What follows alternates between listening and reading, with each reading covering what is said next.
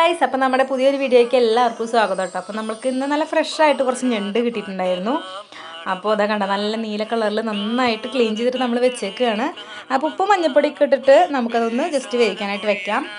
അപ്പോൾ ആ സമയം കൊണ്ട് നമുക്ക് ഒരു അരപ്പ് തയ്യാറാക്കാൻ വേണ്ടിയിട്ട് നാളികേരം വറുത്തെടുക്കണം. അപ്പോൾ അതിലേക്ക് നാളികേരം, കുരുമുളക്, പട്ട, പെരുംജീരകം, ചുവന്നുള്ളി, വെളുത്തുള്ളി, പിന്നെ കറിവേപ്പില, ഈ സാധനങ്ങളൊക്കെ കൂടിയിട്ട് നന്നായിട്ട് വറുത്തെടുക്കാം കേട്ടോ. അപ്പോൾ നമ്മൾ നാളികേരമൊക്കെ വറുത്തെടുക്കുമ്പോഴേ കുറച്ച് സമയം എടുത്തിട്ട് സാവധാനം പോലെ വറുത്തെടുക്കുക. തീയൊക്കെ കൂട്ടി വെച്ചിട്ടുണ്ട് വെച്ചെങ്കിൽ ആ വലിയ കാണുന്ന പീസുകളൊന്നും വേവില്ല, ചെറിയ കാണുന്ന പീസൊക്കെ പെട്ടെന്ന് കരിഞ്ഞു പോവുകയും ചെയ്യും. അപ്പോൾ ചെറിയ തീയിൽ നല്ല ക്ഷമയോട് കൂടിയിട്ട് ഇതുപോലെ അങ്ങോട്ട് വറുത്തെടുക്കുക കേട്ടോ.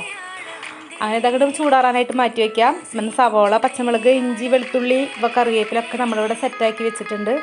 പിന്നെ അടുപ്പത്തൊരു പാത്രം വെച്ചിട്ട് നമുക്കിതൊക്കെ വഴറ്റിയെടുക്കാം കേട്ടോ. അതിൻ്റെ ഇടയിൽ ഇതൊന്നും ഞണ്ടും വെന്ത് വന്നിട്ടുണ്ട് കേട്ടോ. അപ്പോൾ ചട്ടിയിലേക്ക് നമ്മൾ സവാള ഇട്ട് കൊടുക്കുകയാണ്. പെട്ടെന്ന് വാടി വരാനായിട്ട് നമുക്ക് ഉപ്പിട്ട് കൊടുക്കാം. പിന്നെ നമ്മൾ ഇഞ്ചി, പച്ചമുളക്, കറിവേപ്പില, വെളുത്തുള്ളി എല്ലാം കൂടിയിട്ട് നമുക്ക് ഇതിലേക്ക് ഇട്ട് കൊടുത്തിട്ട് വീണ്ടും ഒന്ന് വഴറ്റിയെടുക്കാം കേട്ടോ. അതിൻ്റെയൊക്കെ പച്ചമണം മാറുന്ന വരെ നമുക്ക് വഴറ്റി കൊടുക്കാം.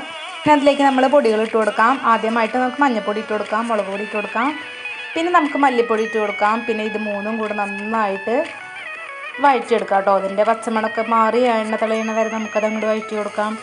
എന്നിട്ട് നമുക്ക് തക്കാളിയും കൂടി ഇട്ട് കൊടുക്കാം കേട്ടോ. തക്കാളിയൊക്കെ ഒന്ന് അതിൽ ചേർത്ത് ഇളക്കി അതൊന്ന് ഉടഞ്ഞ് വരുന്ന വരെ വഴറ്റിയെടുക്കുക. അതിലേക്ക് നമുക്ക് ഒരു 1.5 സ്പൂണോളം ഗരം മസാല പൊടിച്ചിട്ട് കൊടുക്കാം കേട്ടോ. അപ്പോൾ അതും കൂടെ ഇളക്കി സെറ്റായി വരുമ്പോൾ നമുക്ക് വേവിച്ച് മാറ്റി വെച്ച് നമ്മുടെ ഞണ്ടും ഇട്ട് കൊടുക്കാം. അപ്പോൾ ആ ചാറോടക്കിനും കൂടി വെച്ച് കൊടുക്കാം കേട്ടോ. അത് കഴിഞ്ഞിട്ട് നമ്മൾ വറുത്ത് വെച്ച് നമ്മളെ നാളികേരം അരച്ചത് ഇതിലേക്ക് ഒഴിച്ച് കൊടുത്തിട്ട് നമുക്കെല്ലാം കൂടി നന്നായി മിക്സ് ചെയ്തിട്ട് നന്നായിട്ട് തിളപ്പിച്ചെടുക്കാം കേട്ടോ. അപ്പോൾ നമ്മുടെ വറുത്തരച്ച് വെച്ച ഞണ്ട് കറി ഇവിടെ റെഡി ആയിട്ടുണ്ട്.